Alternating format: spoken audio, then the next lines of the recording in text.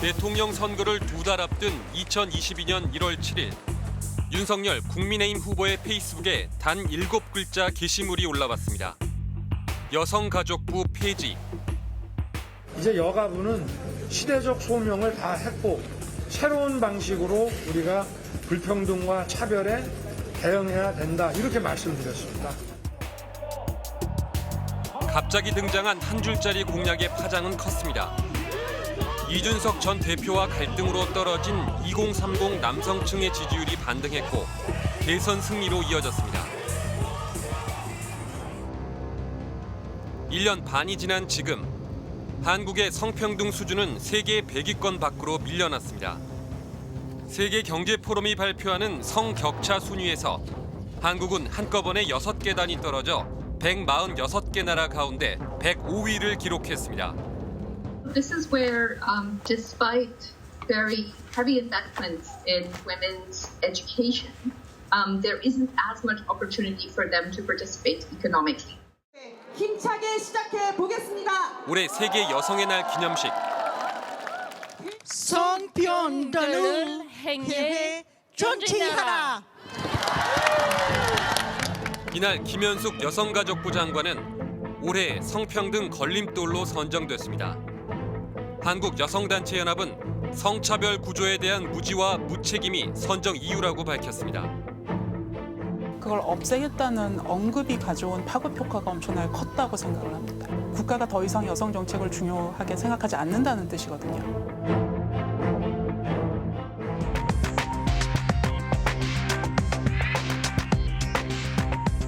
안녕하십니까, 이휘준입니다. 윤석열 대통령이 여성가족부 폐지 공약을 내걸고 대통령이 된 지 이제 1년 남짓 지났습니다. 발전적 해체다, 편가르기 정치다, 숱한 논란과 갈등을 빚었습니다. 오늘 스트레이트는 윤석열 정부 1년 성평등과 여성 정책의 현주소를 짚어보겠습니다. 이지수 기자가 나와 있습니다. 자, 이 기자, 한국의 성격차 지수가 세계 105위라고요. 창피한 수준입니다. 네, 1년 만에 6계단 하락했는데 가나, 체코, 말레이시아, 부탄, 세네갈, 다음이 한국입니다. 윤석열 정부가 이제 구조적인 차별은 없다면서 여성가족부를 없애겠다고 했는데 이 구조적인 차별이 없는 거 맞습니까? 아닌 것 같습니다. 여성가족부는 존폐 논란 속에 사실상 껍데기만 남았고 그러는 사이 성평등 정책은 오히려 후퇴하고 있습니다. 먼저 여전히 계속되고 있는 여성을 상대로 한 살인과 폭력 범죄, 그리고 정부의 대책부터 짚어보겠습니다. 지난 5월 서울 시흥동의 한 상가 주차장. 여성이 자신의 차로 가려는 순간 차 뒤편에 숨어있던 남성이 여성을 덮친 뒤 흉기를 휘두릅니다. 그리고 강제로 차에 태워 달아났습니다. 나를 가져가는 걸 봤기 때문에 신고를 한 겁니다. 가해자는 도주 8시간 만에 붙잡혔습니다. 차 뒷좌석에서 여성이 숨진 채 발견됐습니다. 데이트 폭력 신고 때문에 혹시 보복하셨을까요? 일로 들어가시죠. 맞아요. 살해혐의 인정하십니까? 네, 인정해요. 사건이 벌어진 당일 새벽, 남자는 이별을 통보한 여성에게 폭력을 휘두르다 경찰에 연행됐습니다. 조사받고 나온 뒤 1시간 만에 범행을 저질렀습니다. 경찰의 분리 조치는 없었습니다. 분리 조치하려면 가폭이나 스토킹 처벌법이 적용돼야 되는데 그건 적용될 만한 사안이 아니었어요. 가정폭력 처벌법에 따르면 부부나 사실혼 관계에서 폭력이 발생하면 즉각 분리 조치를 할 수 있습니다. 하지만 교제폭력은 가정폭력법 적용 대상이 아닙니다. 가정폭력에 들어왔다라면 이제 응급조치라고 해서 이제 분리할 수 있는 거잖아요. 분리하고 이제 경고하고 접근하지 못하도록 하고 뭐 이런 정도로는 할 수 있었는데 교제폭력은 연인과 같이 가까운 사이에서 벌어지는 언어, 정서, 신체적 폭력입니다. 지속적, 반복적이고 병적인 집착, 질투, 소유욕 등으로 잔혹한 범죄로 이어지기도 합니다. 교제폭력 범죄는 올해 들어 4,200여 건, 하루 35건꼴로 발생하고 있습니다.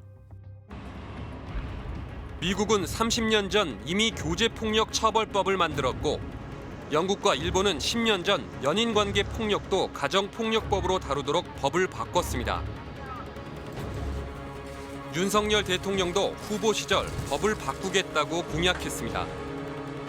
교제폭력도 가정폭력 처벌법에 포함시켜 즉각 분리 조치도 하고 처벌도 강화하겠다고 했습니다.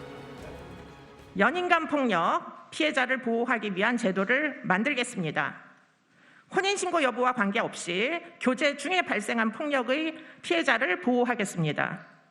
현행 가정폭력처벌법의 적용 대상을 연인 간 폭력까지, 교제 폭력까지 확대하겠습니다. 당시는 이재명 민주당 대선 후보가 연인을 살해한 조카를 변호한 전력 때문에 논란이 일던 때였습니다.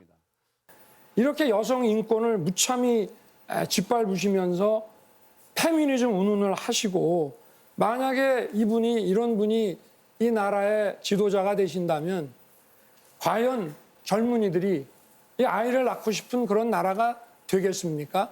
여기에 대해서 한번 좀 의견을 한번 말씀해 보십시오.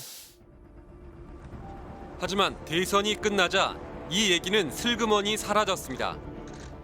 왜 지켜지지 않고 있을까? 국민의힘 선대위원장이었던 이수정 경기대 교수는 당시 윤석열 캠프 안에서 충분한 인식과 합의가 없었다고 했습니다. 대한민국 사회 내에서 결국에는 지금 이 가정이라는 것을 어디까지로 상정할 거냐 하는 부분에서 지금 합의가 충분히 이루어져 있다고 저는 생각지 않아요. 그러니까 그런 노력부터 먼저 우선이 돼야 될 거다. 여성을 상대로 한 또 다른 범죄는 스토킹입니다. 지난해 9월 발생한 신당역 살인 사건. 20대 여성 영무원이 흉기로 살해당했습니다. 정말 죄송합니다. 죄송하다는 말씀 말고 하실 말씀 없으십니까? 제가 진짜 미친 짓을 했습니다. 가해자는 이미 불법 촬영과 스토킹으로 재판받고 있었습니다. 피해자에게 합의를 요구했지만 거절당하자 선고를 하루 앞두고 피해자를 찾아가 살해했습니다. 왜 이런 일이 벌어졌을까? 스토킹 범죄는 반의사 불벌죄입니다. 피해자가 처벌을 원하지 않으면 처벌할 수 없습니다. 이러니 가해자가 끈질기게 피해자에게 합의를 요구하고 또 다른 스토킹과 범죄로 이어집니다. 지난 1월 대구에서 한 여성이 이런 범죄로 살해당했고 그 며칠 뒤에는 인천에서 비슷한 사건이 또 벌어졌습니다. 스토킹 처벌법에서 반의사 불벌죄 조항을 빼는 법 개정도 윤석열 대통령의 공약이었습니다. 하지만 몇 명의 여성이 더 살해당한 뒤 지난달 뒤늦게 국회에서 통과됐습니다. 당연한 일을 했는데 굉장히 늦었다. 그리고 작년에 그 사건이 있은 다음부터도 많은 여성들이 계속 목숨을 잃었잖아요. 이러는 동안 여성가족부는 뭘 했을까? 신당역 스토킹 살인 사건 때 현장을 찾은 여성가족부 장관. 여성 혐오 범죄가 아니라고 했습니다. 여성 혐오 범죄라고 하는데 장관님 생각은 어떠신가요? 저는 그렇게 보지 않습니다. 이거를 그러니까 여성과 남성의 어떤 그런 프레임으로 이중 프레임으로 보는 그런 것에 대해서는 좀 저는 동의하지 않고. 인하대 캠퍼스에서 성폭력 살인 사건이 벌어졌을 때도 장관은 여성에 대한 폭력이 아니라고 했다가 비난이 쏟아지자 말을 바꿨습니다. 성폭력이 여성에 대한 폭력이 아니다라는 그런 관점이 여전히 유지되고 계시나요? 그건 정정하겠습니다. 여성에 대한 폭력이라고 정정하겠습니다. 지난해 8월 여성가족부는 여성폭력 방지 기본법에 따라 처음으로 여성폭력 실태조사 보고서를 만들었습니다. 성인 여성 3명 중 1명이 교제폭력, 스토킹 등 여성폭력을 한 번 이상 당한 것으로 나타났습니다. 10명 중 6명은 우리 사회가 여성폭력 범죄로부터 안전하지 않다고 답했습니다. 하지만 여성가족부는 보도자료를 배포하거나 브리핑을 하지 않았습니다. 보고서를 홈페이지에 올려두기만 했습니다. 여성가족부가 나서서 그와 같은 노력을 해줄 수 있으면 제일 좋겠죠. 그런데 이제 그런 부분에 있어서 우선순위가 존재하기 때문에 현재 여성가족부에서 우선순위를 두고 있는 것은 아마도 청소년과 그 외에 이제 가족 지원이나 이런 쪽인 것 같아요. 최근 강간살인 미수 혐의로 징역 20년을 선고받은 부산 돌려차기 사건. 윤석열 대통령은 여성에 대한 강력범죄 가해자의 신상 공개 확대 방안을 추진하라고 지시했습니다. 하지만 정작 여성 폭력 범죄를 줄이기 위한 예방책은 따로 내놓지 않았습니다.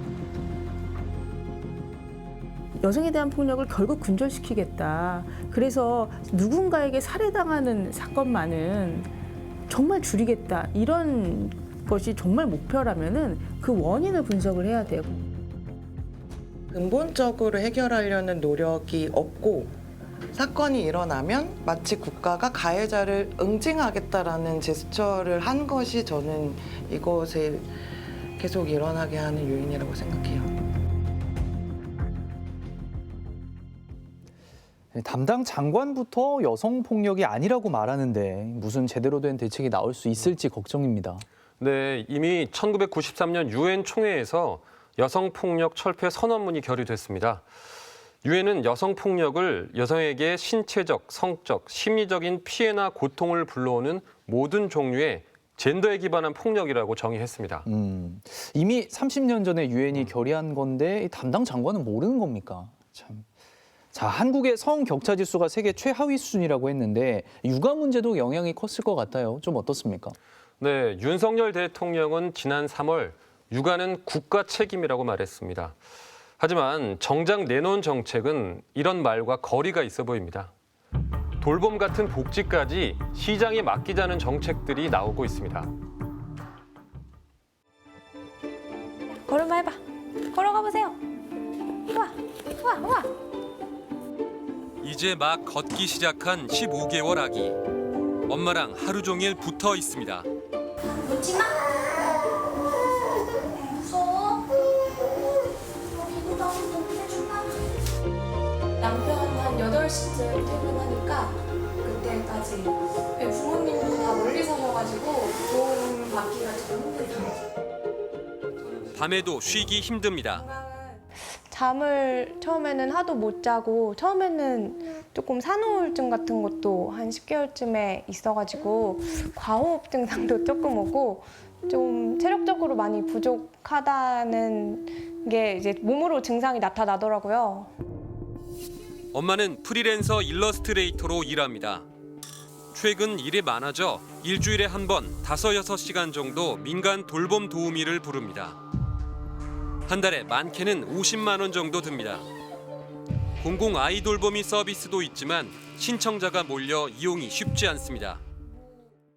일도 100%가 안 되고 육아도 100%가 안 되고 항상 뭔가 부족한 엄마라는 자괴감이 좀 드는 것 같아요. 남편이 육아휴직을 하려 했지만 회사 눈치를 보느라 결국 못했습니다. 그거를 사실 의무화하지 않는 이상은 남성 직원들이 조금 회사 눈치를 안 보고 쓰기는 힘들 것 같거든요. 지난 3월 윤석열 대통령이 주재한 저출산 고령사회위원회. 국가가 돌봄을 확실하게 책임지겠다며 육아휴직 확대 등을 얘기했습니다. 제일 중요한 것은 국가가 우리 아이들을 확실하게 책임진다는 믿음과 신뢰를 국민들께 줄 수 있어야 하는 것입니다. 정말 막말로 저출산 문제가 해결이 안 되더라도 일단 이 땅에 태어난 아이들이 밝고 건강하게 자랄 수 있게 하는 것은 국가의 기본적인 책무라고 저는 봅니다. 2달 뒤 윤 대통령은 외국인 가사 도우미 도입 검토를 지시했습니다. 서울시는 올해 하반기 시범적으로 외국인 가사 도우미 100명을 도입합니다. 외국인 가사 도우미는 실효성 있는 대책이 될 수 있을까? 홍콩의 한 아파트. 유치원에서 오는 아이들을 필리핀에서 온 가사 도우미가 맞이합니다.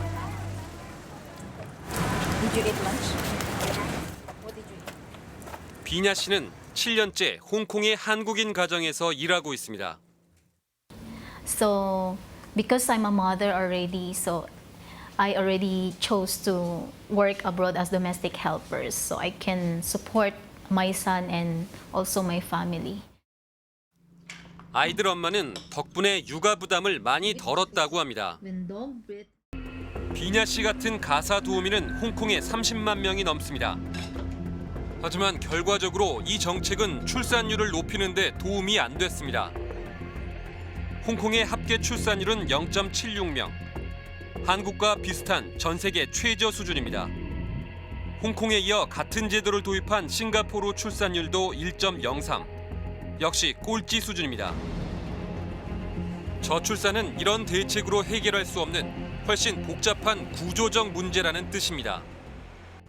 그 두 도시 국가는 저출산 대응 정책에 실패한 국가라고 얘기를 할 수 있는 거죠. 근데 그런 의미에서 그런 국가의 사례를 가져와서 정책을 어떤 고민한다는 것 자체가 넌센스라고 생각을 합니다. 홍콩 현지에서는 임금체불, 성폭행, 학대 같은 인권 문제가 불거지고 있습니다. 현지 언론은 이들을 현대판 노예라고 부릅니다. The employer hit me or hurt me. Hit where? Cut my face with her fist. 외국인 가사 도우미에게는 최저임금의 40% 정도만 줍니다. 홍콩 정부는 이들에게 노동법 적용을 제한하고 임금과 근로조건을 차별합니다. 우리 국회에서도 이들에게 최저임금을 적용하지 말자는 주장이 나왔습니다. 가사 도우미 본인들이 70만 원에서 100만 원이면 기꺼이 와서 일하겠다라고 하는데 굳이 대한민국으로 올 경우에 2배, 3배, 4배를 줘야 된다. 말도 안 되는 얘기죠. 일단 그거는 정말 글로벌 착취예요. 명백한 글로벌 착취고요. 그 구조 아래 우리나라를 같이 동행해서 가겠다라고 하는 거에 다름 아니에요. 논란이 일자 정부는 최저임금은 적용한다고 밝혔습니다. 돌봄 문제를 국가의 복지 시스템이 아니라 외국인 노동력을 수입해 해결하자는 발상. 윤석열 대통령은 복지도 시장에 맡기자는 말을 한 적 있습니다. 서비스를 제공하는 그 쪽의 경쟁을 우리가 좀 조성을 함으로 해서 더 나은 서비스가 만들어질 수 있게 그게 가능해진다는 것이죠.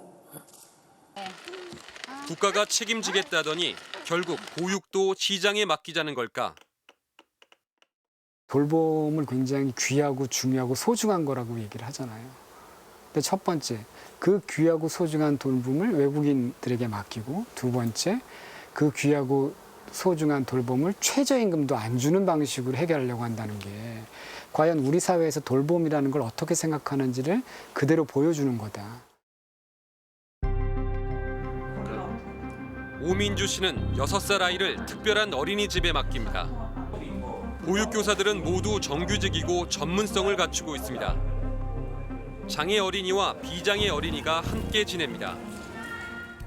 희귀 질환이 있어가지고 그로 인해서 발달 지연이 왔기 때문에 이제 장애 통합 보육을 하고 있거든요. 그래서 저희 아이는 장애 통합 보육 전문 선생님이 케어를 해주고 계세요. 이게 가능한 건 서울시가 공공보육 확대를 위해 운영하는 어린이집이기 때문입니다. 서울시가 이런 식으로 운영하는 어린이집은 7곳. 하지만 곧 사라질 위기입니다. 국민의힘이 장악한 서울시와 서울시의회는 지난해 168억 원이었던 예산을 올해 100억 원이나 깎았습니다. 방만하다는 게 이유였습니다. 공공성에 대한 예산이 제대로 쓰여지지 않고 방만한 운영을 하고 있고 잘못되어져 있는 이런 곳에는 예산을 집행을 하지 않아야 된다고 생각합니다.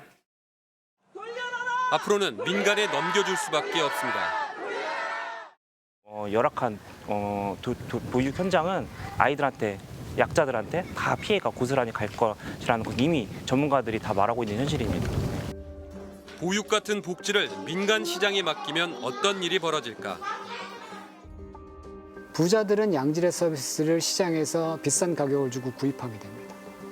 그리고 중산층들은 뭐 예를 들면 좀 중질 또는 저질 서비스를 이용하게 되죠. 저소득층은 그것조차 감당할 수 없게 되면 아이들을 방치하게 됩니다. 즉 시장화를 통해서 돌봄을 하고 있는 대부분의 국가는 소득 수준에 따라서 서비스 이용의 질과 방식이 계층화되는 방식으로 나타나요. 국가가 해야 할 일을 자꾸 민간이나 시장에 떠넘기려 하는 것 같습니다. 최근 수능 킬러 문항 문제도 그랬는데 충분한 검토가 없는 설익은 대책이라는 논란이 계속 생기는군요. 네, 육아 문제는 단순히 육아 문제로 끝나지 않습니다. 한국의 여성 경제활동 참여 수준은 세계 114위입니다. 육아 부담이 개개인에게, 특히 여성에게 전가되면 저출산 문제 해결은 멀어질 겁니다. 윤석열 대통령은 구조적인 성차별은 이제 없다라고 했잖아요. 어떻습니까? 그렇지 않습니다. 육아 부담이 경제활동 참여나 경력 단절로 이어지고 경력 단절이 임금 격차로 이어지면서 한국 경제의 발목을 잡고 있습니다. 현실은 구조적 성차별은 없다는 윤 대통령 인식과 많이 달라 보입니다. 경북 구미의 KEC 반도체 생산 공장. 품질 관리 일을 하는 김진아 씨는 26년 경력의 베테랑입니다. 그런데 아직도 사원입니다. 회사는 사원과 대리직급 직원들을 5등급으로 구분했는데 김진아 씨는 제일 아래 등급인 제2원으로 입사해 아직도 제2-3입니다. 남성들은 같이 입사를 했더라도 입사가 동일하더라도 남성들은 S5까지 진급을 해요. 그런데 여성들은 J3까지. S4를 올리기 싫어서 여성들에게 인사고과를 일부러 C를 받으면 승급이 안 되거든요. 국가인권위원회 조사 결과 차별이 드러났습니다.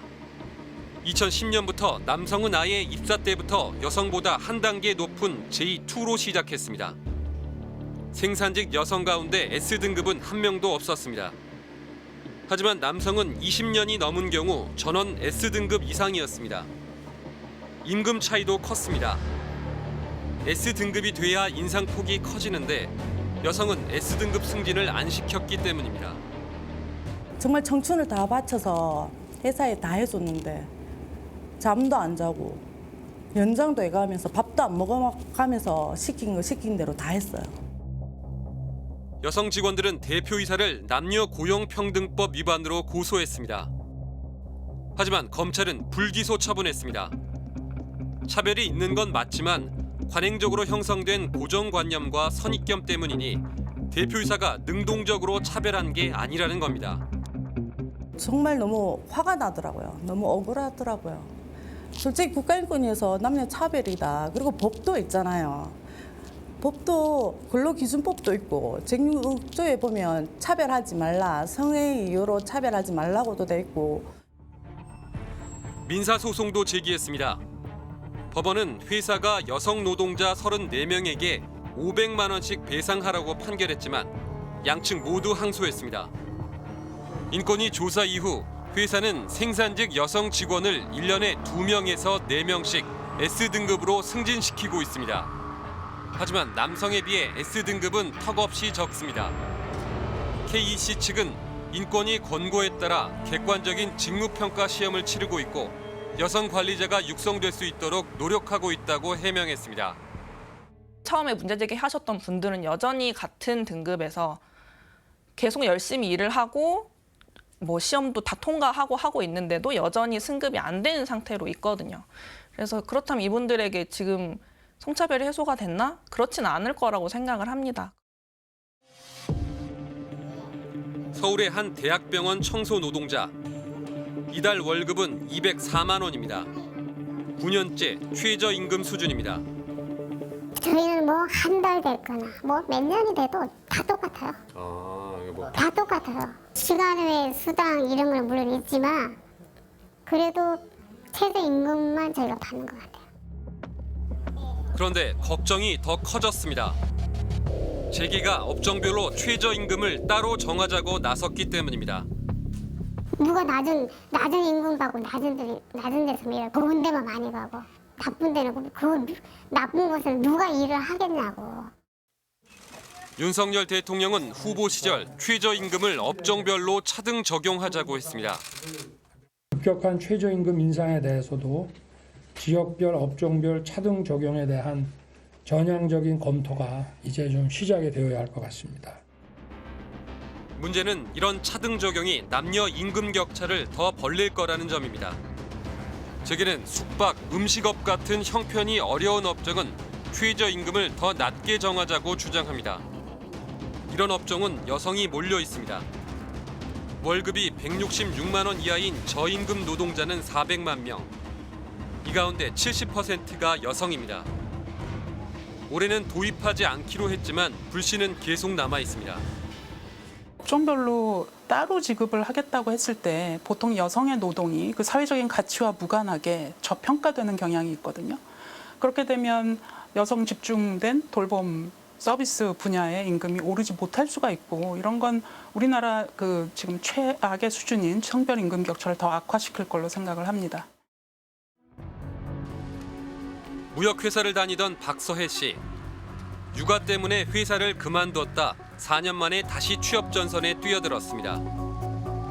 벽은 높았습니다. 아이 둘이나 있으시네요. 그러면 어린이집에서 연락 오면 바로 가야겠네요. 그렇죠? 다른 데 알아보시라고. 그냥 첫 면접은 그냥 무산됐어요. 두 번째 회사에서는 2달 만에 해고됐습니다.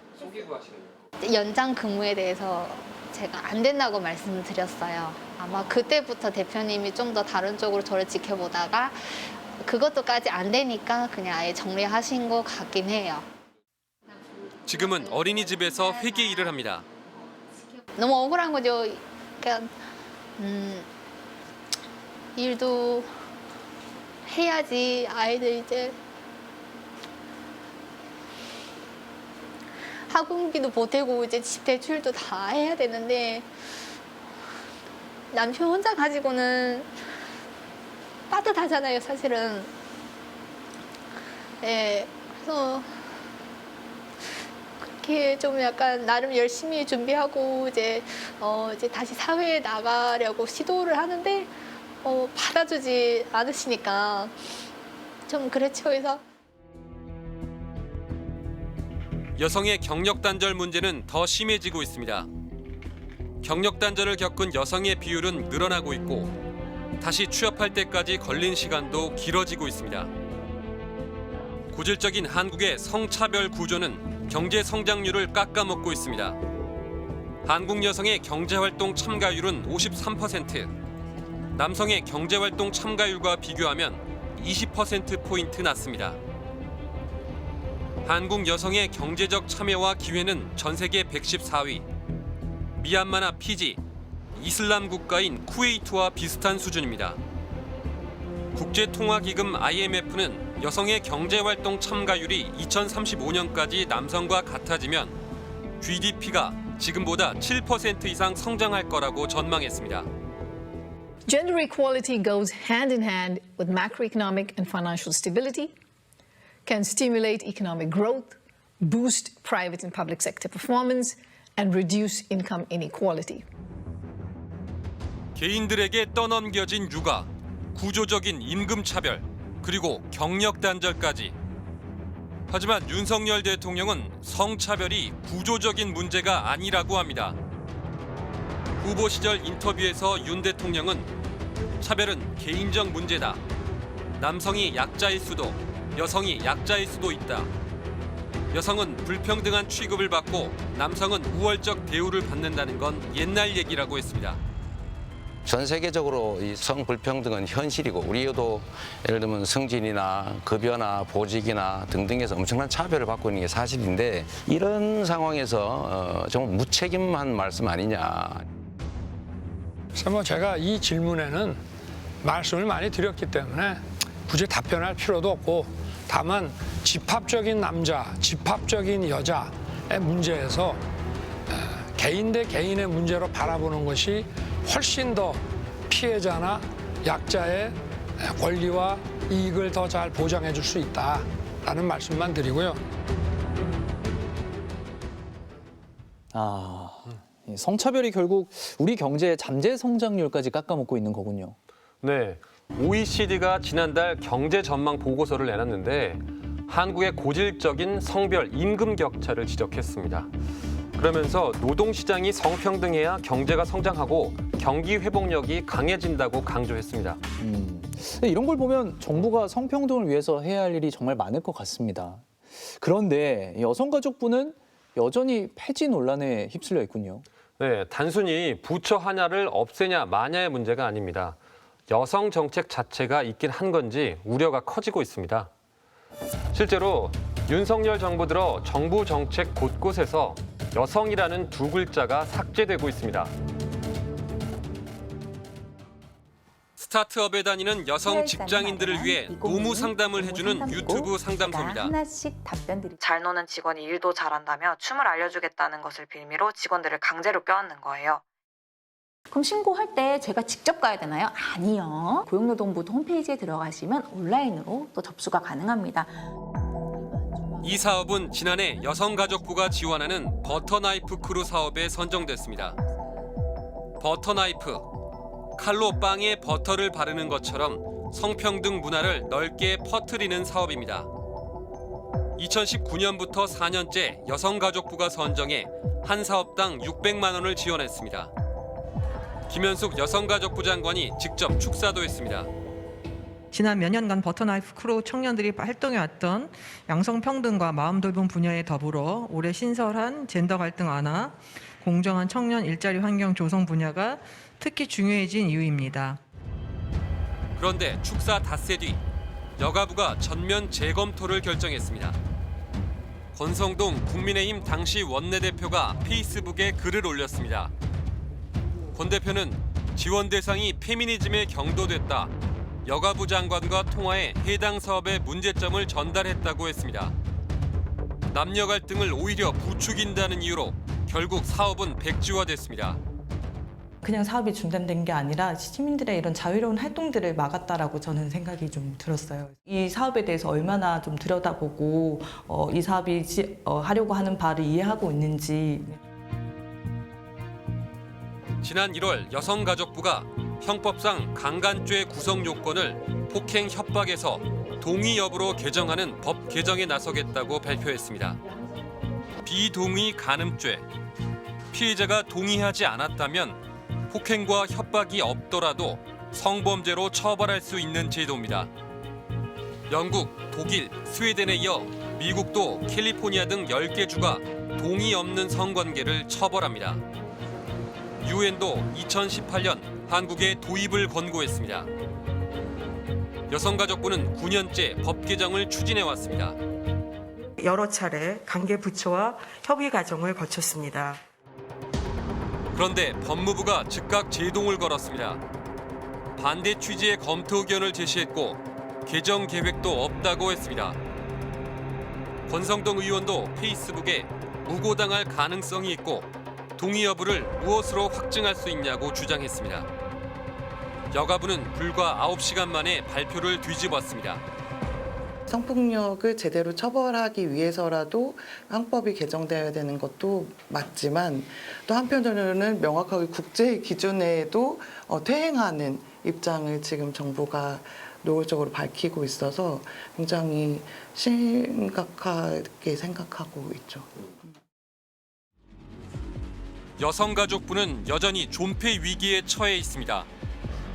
국회 예산심사에서는 국회의원들이 오히려 여성가족부의 예산이 부족하다며 늘려주려 하고 여성가족부는 필요 없다고 거부하는 촌극이 벌어졌습니다. 평가 결과 미흡 판정을 받은 사업에 구조조정이 필요하다는 이유를 댔습니다. 여성가족부는 장 차관 업무 추진비는 늘려달라고 했습니다. 일할 마음이 없는 예산이다. 밑돌 빼서 윗돌 개는 예산이다. 이렇게 생각이 드는데 왜 이런 생각을 제가 하고 있다고 생각하십니까? 저희는 예산 편성을 위해서 최선을 다했습니다. 마스크를 벗고. 윤석열 정부 1년, 정부 정책에서 여성이라는 두 글자가 사라지고 있습니다. 지난 25년 동안 발표해온 통계로 보는 여성의 삶은 남녀의 삶으로 바뀌었고 5년마다 수립하는 양성평등 정책 기본 계획에서 젠더 폭력은 대부분 그냥 폭력으로 바뀌었습니다. 이런 분위기는 지자체로 확산되고 있습니다. 서울 강남구와 마포구 등 8개 구청은 기존 여성가족과에서 여성을 빼고 가족정책과나 보육지원과로 바꿨습니다. 강릉과 거제시도 부서 명칭에서 여성을 뺐습니다. 여성가족부가 폐지된다면 우리 정부 내나 공적 영역에서 그런 성평등에 대한 문제를 공식적으로 제기하고 비판하고 할 수 있는 주체가 사라진다 이렇게 봅니다. 김현숙 여가부 장관은 성평등 정책이 후퇴하고 있다는 비판에 대해 이념적 접근이라 동의하기 어렵다. 여성 정책 강화에 힘쓰고 있다고 밝혔습니다. 또 예산이 줄었다는 사업들은 다른 예산을 통해 사업 기능을 유지하고 있고 비동의 간음죄는 당초 검토만 하던 수준이었다고 해명했습니다. 출산율은 OECD 국가 중 꼴찌. 남녀 임금 격차는 26년째 부동의 1위. 성평등 지수 세계 105위. 한국이 직면하고 있는 현실입니다. 니네는 이미 성평등해. 그렇기 때문에 우리가 더 이상 해줄 게 없는 거야. 근데 왜 자꾸 요구해? 입 다물어. 이런 시그널이 계속 들어와요. 근데 여성들은 계속적으로 차별받고 있고 노동시장은 왜곡돼 있고 여성들은 그 폭력에 계속 피해자가 되어가고 있는 상황에서 아무도 이 여성들을 도와주지 않는 진공 상태가 돼버릴 수 있다라고 하는 겁니다. 여성이 소수자 집단 중에서 좀 특이한 점은 인구의 반이라는 거거든요. 인구의 반을 이렇게 정책의 어젠다에서 삭제시켜 놓고 어떤 정부도 성공하기 힘들 거라고 생각해요.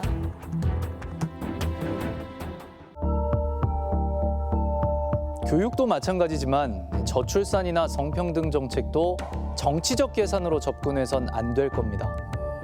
100년까지는 아니더라도 10년 앞이라도 내다보는 지혜가 아쉽습니다. 탐사기획 스트레이트 다음 주에 찾아뵙겠습니다.